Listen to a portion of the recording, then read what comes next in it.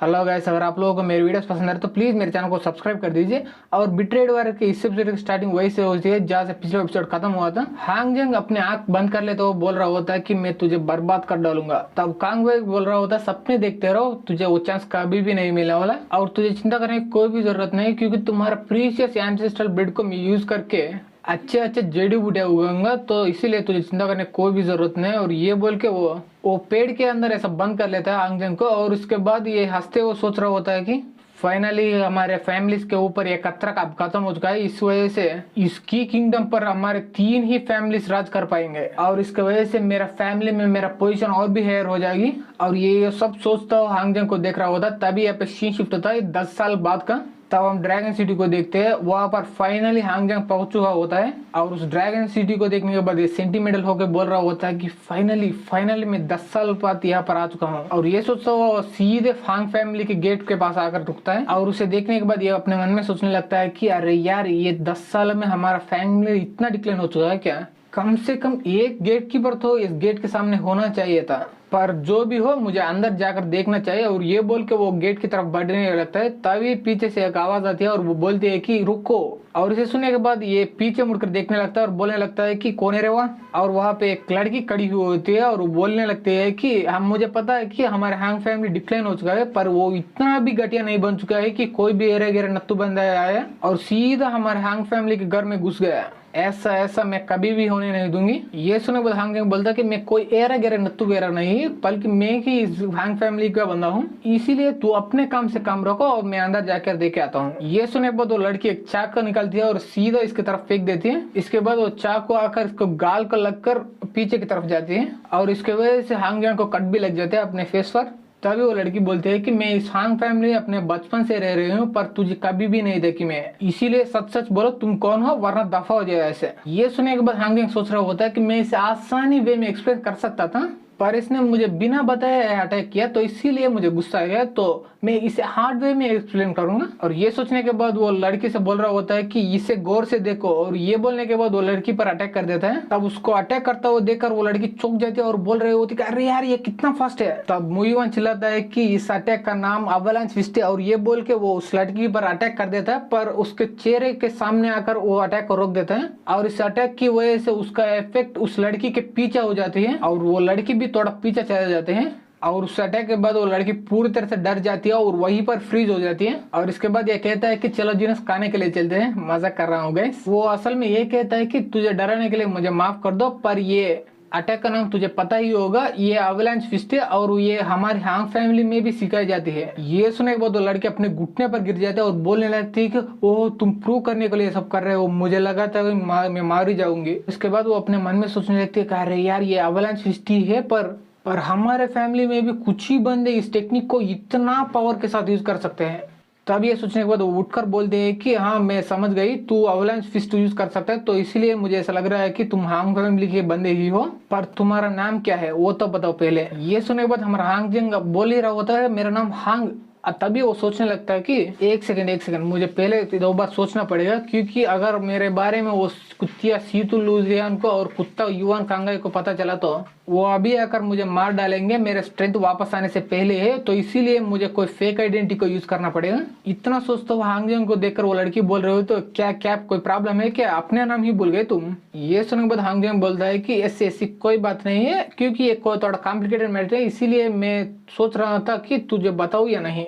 और अब मैं सोच लिया और तुझे बताऊंगा। और मेरा नाम है हांग ये और मैं हांग जियांग का बेटा हूँ। और ये सुनने के बाद वो लड़की पूरी तरह से चौंक जाता है और चिल्लाने लगती है कि क्या क्या क्या क्या तुमने बोला, तुम तीसरे एल्डर के बेटे हो। और तभी वो लड़की हांग जंग के पास आकर उसे देखते हुए बोल रहे होते कि यह कैसे क्या हो सकता है। और उसे करीब से देखने के बाद ये लड़की खुश होते हुए बोल रहे होते हैं कि मुझे यकीन ही नहीं हो रहा है, तीसरे एल्डर के पास एक और बेटा है, क्योंकि तीसरे एल्डर मिसिंग हो गए, अब 10 साल हो चुके हैं। अगर तेरे बारे में पता चला तो हमारे हांग फैमिली के एल्डर्स बहुत ज्यादा खुश हो जाएंगे।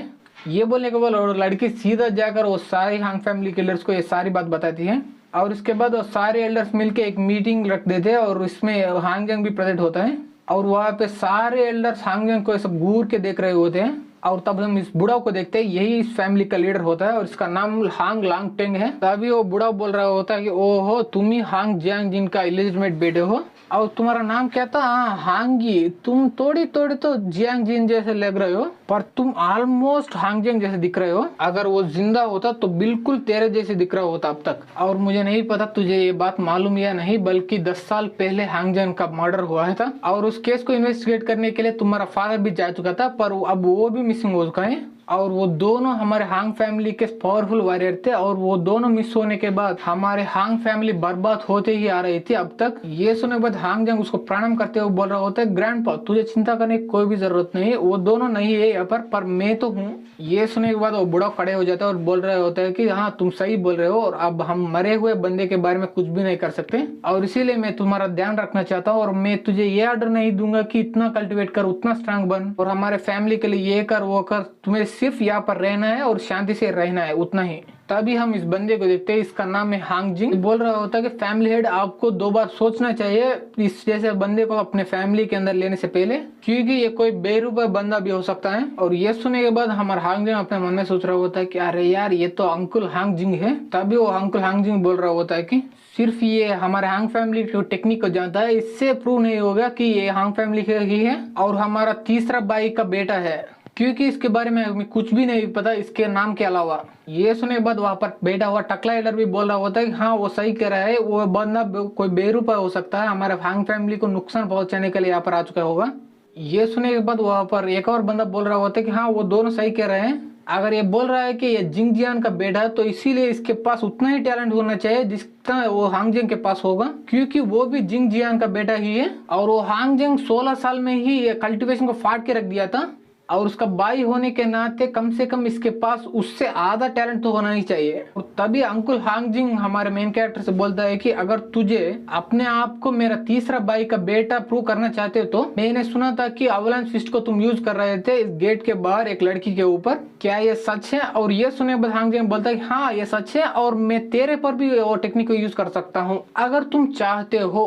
तभी हम इस बंदे को देखते हैं, इसका नाम है याओ टियन, और ये वो अंकुल हांग जिंग का बेटा है। वो चिल्ला रहा होता है कि ये नामुमकिन है, क्योंकि वो टेक्निक को हमारे हांग फैमिली के इनर डिसिप्लिन ही मास्टर कर सकते हैं, तुम जैसा अजनबी बंदा कैसे जान सकता है उसके बारे में। ये सुनने के बाद उसका बाप कहता है कि याओ टियन क्या कह रहे हो तुम? तब वो याओ टियन कहता है कि फादर वो अवलांच फिस्ट को मुझे बचपन से सीखने से फटके हाथ में आ गई, और अगर मेरे जैसे जीनियस को भी वो टेक्निक सीखना इतना मुश्किल होगा, तो मुझे ऐसा लग रहा है कि उस बंदे ने वो टेक्निक को सीख ही नहीं हो चुका होगा, तो इसीलिए मैं ही उसको टेस्ट करने के लिए वहां पर जाऊंगा और उसे एक सबक भी सिखाऊंगा। ये सुनने के बाद वो अंकल हांग कहता है कि हाँ तुम सही कह रहे हो, तुम अब तक वो अवलांच फिस्ट के 5th फॉर्म तक सीख चुके हो, तो इसीलिए तुम ही जाओ उस बंदे को चेक करो उसको अवलांच फिस्ट आता है या नहीं। ये सुनने के बाद वो बंदा उठते हुए बोल रहा होता है, हाँ फादर मैं ऐसा ही करूंगा, पर वहां पर वो बंदा झूठ बोल रहा हो तो मैं उस पर दया बिल्कुल भी नहीं दिखाऊंगा। ये सुनने के बाद वो बुढ़ा उठ के चिल्ला रहा होता है कि तुम दोनों फाइट मत करो।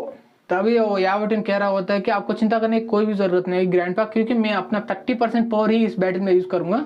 तभी वो हांग जंग को देखकर बोल रहा होता है कि ये बंदे क्या तुम तैयार हो इस फाइट के लिए? इसी के साथ हमारी ये वीडियो यहीं पर खत्म हो जाती है। वीडियो अच्छी लगी तो लाइक कर दे, सब्सक्राइब कर दे, शेयर कर दे, and thanks for watching guys.